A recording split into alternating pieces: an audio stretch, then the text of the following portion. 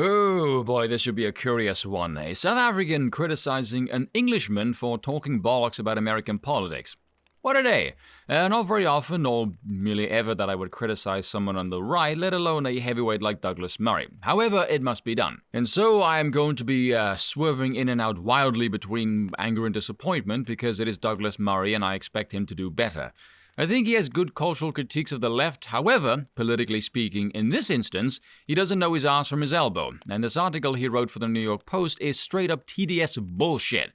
I spoke to someone a few days ago about him, and their opinion was Murray is a neocon, and frankly, after reading this article, I'm inclined to agree. Because he comes across like a Republican simp that will just toe the party line. So I will run through this and we will go over this train wreck at the end. January 6 hearings are flawed, but Republicans can't ignore Trump's bad behavior. Yes, they can. Look at the Democrats' behavior. It sure doesn't stop them from getting elected. Is the Republican Party starting to move past Donald Trump? The answer is a resounding no. A poll published this week showed that the former president remains the favored candidate of 53% of Republican voters. Geez, I wonder why. But his numbers are slipping and other candidates are on the rise. I think you mean candidate, singular, because the only other one is DeSantis. Most noticeable is Ron DeSantis, case in point. The same poll showed almost a quarter of Republican voters putting the Florida governor up as their favored nominee, and his numbers are only rising while Trump's are only falling. Several polls in recent weeks have even shown DeSantis pulling ahead of Trump. One reason is obvious, the conclusion that the January 6 hearings are arriving at, which is total BS, by the way, and I'll explain why. Like a lot of people, I thought at the start of the hearings that the whole thing was little more than partisan political theater. That is because it is. It still seems pretty disgraceful that one political side can effectively carry out a political trial of the other. The Republicans have not solicited a couple of Democrats to form a committee looking into the violence and looting across America in the summer of 2020. I tried to find which Democrat politicians and media should take responsibility for whipping that along. Maybe because it would be almost the entire liberal apparatus. So you might say that of course the committee was going to find Donald Trump guilty. Correct, which is about the only thing he says that I agree with. If that had been all that happened, then Republicans might have been able to ignore it. They can and they will.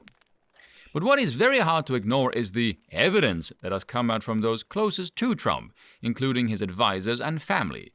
Every day of the hearings, we have been able to learn exactly what the president was doing during those crucial days and hours. Without the hearings, we would not have known that Trump had been told by his closest advisors that he had lost the election and that there was no way around that.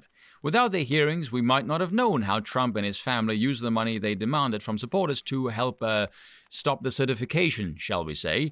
We now know how Trump refused to leave office, ignored everyone telling him he had lost, whipped up a conspiracy theory, drew a crowd to the Capitol, and then encouraged some of them to behave utterly shamefully. That is a straight-up lie. He said to protest peacefully. We have video evidence of this. If there was any real tangible evidence of him telling them to do something illegal, it would be played on loop, and he could be held accountable. Hell, there would be little to no reason for the bloody hearing in the friggin' first place. Supporters of Trump often tell me that he is the right's best fighter, and that in order to win an election, you have to send your best fighter into the ring. But the truth is, at this stage, Trump is a deeply wounded fighter who is wounding his own side while giving gift after gift to their opponents. What the hell are you talking about, Murray? What gifts? Has Democratic approval got up during any of this? No! Because no one gives a monkey's arsehole about this bollocks when inflation is at a 40-year high and energy prices are leaving holes in people's wallets. Let me explain why this is the stupidest point. If the Democrats in fact think that Trump is the weaker candidate and DeSantis is the better one, what the fuck is the point of this hearing then when it comes to political expediency if it is making the superior Republican candidate even stronger? They tried this in 2016 and it blew up in their faces, and the Democratic machine has no candidate to put forward. So where is this mythical gift you speak of? Because I've yet to see it materialize in any way. He ignored the most basic foundations of democracy, including respecting election results and ensuring the peaceful handover of power. If that is not disqualifying, it is hard to know what is. Oh boy, do I have something to say on that one. It would be understandable for Republicans to try to ignore what has come out, but it would also be disastrous. No, it won't. For while the diehard loyalists of Trump may have wanted to look away, the rest of the country has not.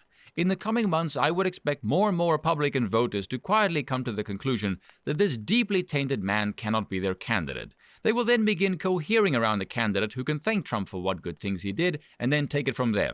No, they won't. If it is Trump, his numbers will rise. That may be of little comfort for Republicans, so let me at least offer one bit of good news. Unlike the Democrats, the Republicans have a good bench.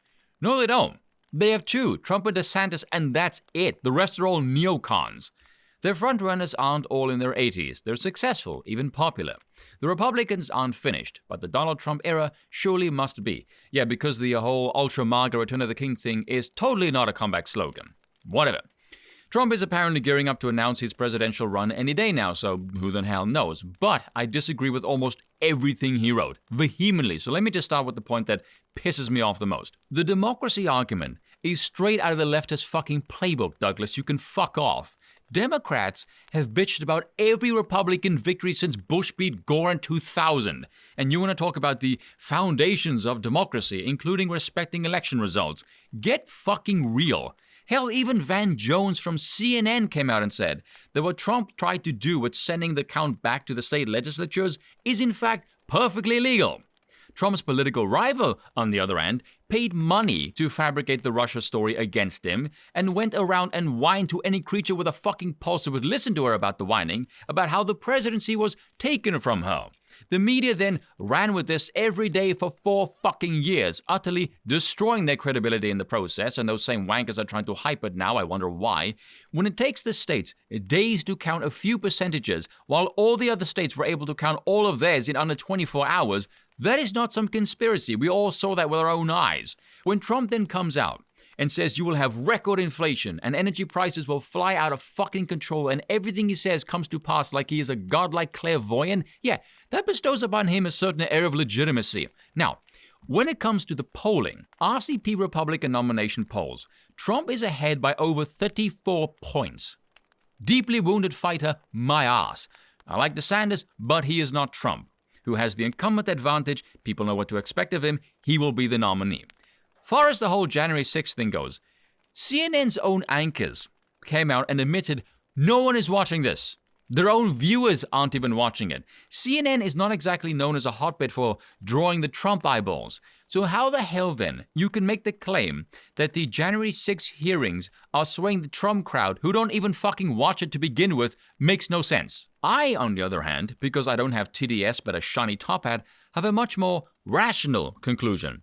Trump is not in the political apparatus, but DeSantis is. So he is actually featured in the media for political acumen. Do you think maybe that is the reason why? Trump doesn't need to look worse, merely DeSantis better for any reason whatsoever.